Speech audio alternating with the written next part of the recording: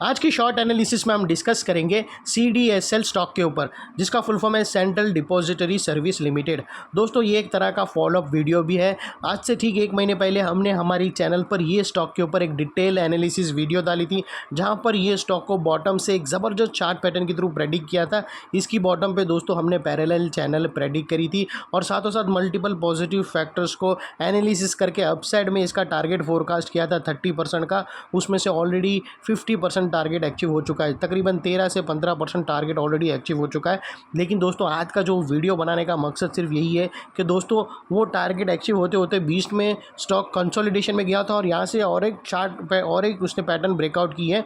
वो लिहाज से दोस्तों जिस किसी ने भी अगर पहली एंट्री मिस कर दी तो उन लोग यहाँ पर एक सेकंड एंट्री कर सकते हैं। उन टारगेट और दोस्तों सेकंड एंट्री ऑलरेडी आप लोगों को 15 से 14% अपसाइड में मिलेगी, क्योंकि फर्स्ट ऑलरेडी स्टॉक चल चुका है।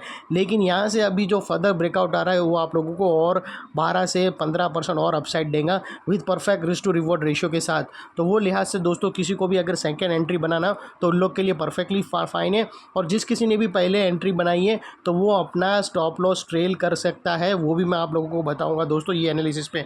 तो दोस्तों मैं क्विकली बता दूं, और दोस्तों वो लिंक डिस्क्रिप्शन में भी पड़ा है। आप लोगों को अगर झूठ लगे तो वो बैक डेटेड वाला वीडियो एनालिसिस डिस्क्रिप्शन में लिंक पड़ी है, एक बार जाकर ज़रूर देख लेना। और ये स्टॉक के अंदर दोस्तों मल्टीपल पॉजिटिव फैक्टर्स ऑलरेडी है, जिसके बारे में मैं डिस्कस नहीं करूँगा। यहाँ पर मैं फुल्ली फोकस करूँगा दोस्तों ये जो नई चार्ट पैटर्न बन के ब्रेकआउट हुई है उसके ऊपर अपसाइड फोरकास्ट करने में, अपसाइड कैप्चर करने के अंदर।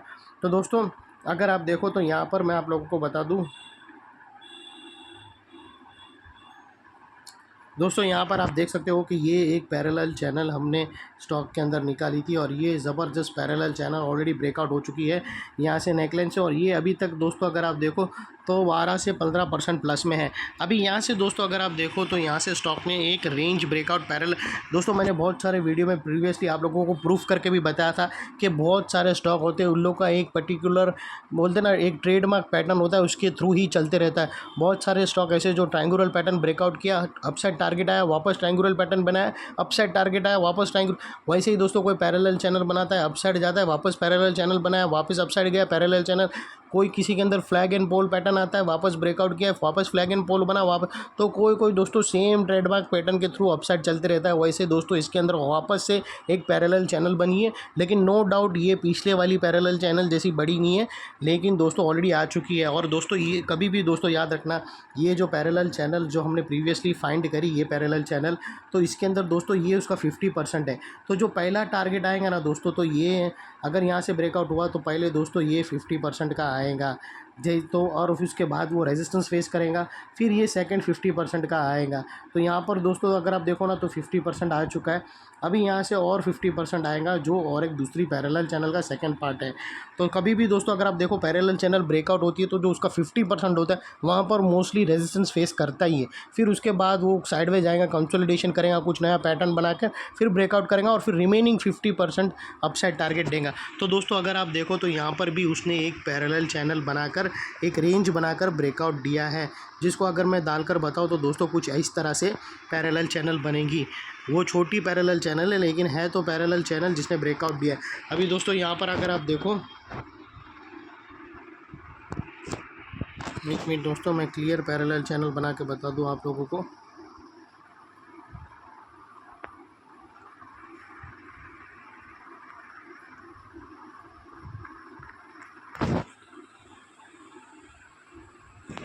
दोस्तों ये पैरेलल चैनल एग्जैक्टली बनी है ब्रेकआउट के पास ही, और यहाँ से दोस्तों कंसोलिडेशन हुआ और अल्टीमेटली यहाँ से ब्रेकआउट हुई है।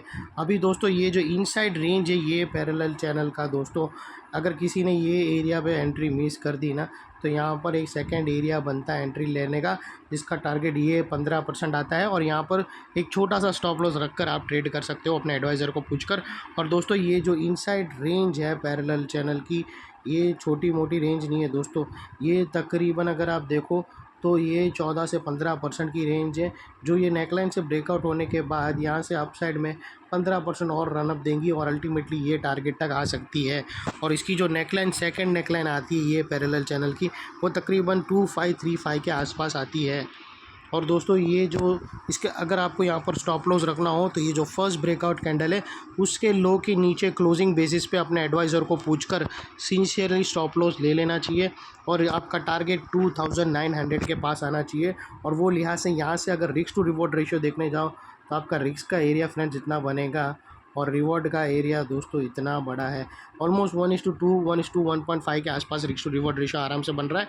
और सेकेंडली दोस्तों यहाँ पर एक स्मॉल रेजिस्टेंस है, अगर आप और एक वेट करो और एक कैंडल क्लोज होने का, और अगर इसके बाद अगर आप एंट्री लेते हो 2592 के पास, ये जो 2592 के ऊपर क्लोजिंग मिले, क्योंकि दोस्तों वहाँ पर एक नेकलाइन के पास एक रेजिस्टेंस है। मोस्टली दोस्तों रेजिस्टेंस कभी कभी एक्टिव हो जाता है तो फिर स्टॉक साइडवेज जाकर नीचे भी आ जाता है। तो वो लिहाज से दोस्तों अगर आप ये सेकंड नेकलाइन 2592 के ऊपर क्लोजिंग होने के बाद भी एंट्री करोगे तो भी रिस्क टू रिवॉर्ड रेशियो आपको मोर देन 1:1.5 के आसपास मिलेगा, जो काफ़ी फेवरेबल है। CDSL जैसे स्टॉक, ये एक पोर्टफोलियो स्टॉक है दोस्तों, और आप लोगों को पता है ये कंपनी किसकी है और इसका कोई भी कॉम्पिटिटर नहीं है सिवाय NSDL और CDSL के सिवा। दो ही ये सेक्टर में यही ये जो एरिया है इस ये जो मतलब इंडस्ट्री का जो एरिया है यहाँ पर सिर्फ दो ही कंपनियाँ काम करती है, यानी मोनोपोली वाला बिजनेस है। इन लोग के अंदर सिर्फ एक CDSL है और NSDL है, वो सेम काम करती है। जो भी आप स्टॉक मार्केट के डीमेट अकाउंट ओपन करते हो तो साथों साथ तुम्हारा CDSL और NSDL अकाउंट ओपन करता है।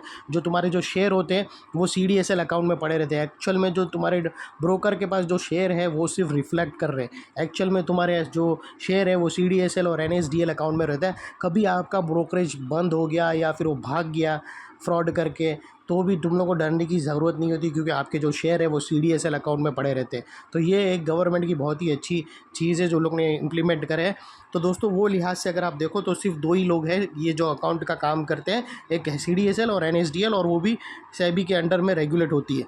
तो दोस्तों वो लिहाज से अभी अगर आप देखो तो यहाँ से रिस्क टू रिवॉर्ड रेशियो भी देखने जाओ तो आपका रिस्क का एरिया फ्रेंड्स इतना बनेगा और रिवॉर्ड का एरिया इतना बड़ा रहेगा। अगर आप सेकंड नेकलाइन को लेकर भी चलो तो वो भी काफ़ी फेवरेबल है। और दोस्तों जिसके अंदर और ऑलरेडी मैंने बात कर लिया हूँ उसके मल्टीपल पॉजिटिव फैक्टर्स है, और उसके बाद जब ये दोनों नेकलाइन ब्रेकआउट होने के बाद ये एरिया बहुत ही इंपॉर्टेंट सपोर्ट का काम करेगा, और इतने इंपॉर्टेंट सपोर्ट के नीचे ही हमारा स्टॉप लॉस रहेगा जो आसानी से ट्रिगर नहीं होगा। लेकिन बाय एनी चांस अगर क्लोजिंग बेसिस पे हो गया तो दोस्तों नो इफ नो बट सीधा स्टॉप लॉस देकर ट्रेड को क्लोज कर देना चाहिए था। ये थी हमारी शॉर्ट एंड स्वीट एनालिसिस। यहाँ पर स्टॉक ने और एक चांस दिया है। जनरली स्टॉक ब्रेकआउट होने के बाद सीधा सीधा सीधा जाके टारगेट हिट करता है, लेकिन कोई कोई के अंदर वो पैटर्न बनाता हुआ जाता है, कंसोलिडेट करके जाता है। जनरली दोस्तों CDSL जैसा स्टॉक नहीं जाता, इसने इसीलिए बनाया क्योंकि अभी आप देख सकते हो सडनली ब्रॉडर मार्केट में ये मल्टीपल नेगेटिव फैक्टर्स आ गए थे।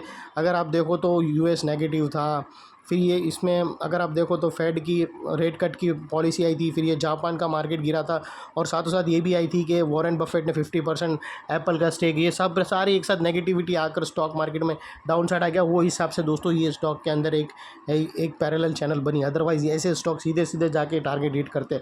तो दोस्तों वो लिहाज से एक अपॉर्चुनिटी दिया है स्टॉक ने, तो उसकी ज़रूर उसको अपॉर्चुनिटी को लेना चाहिए अपने एडवाइज़र को पूछकर। और एनालिसिस अच्छी लगे तो प्लीज़ चैनल को लाइक शेयर सब्सक्राइब ज़रूर करना फ्रेंड्स। Thank you.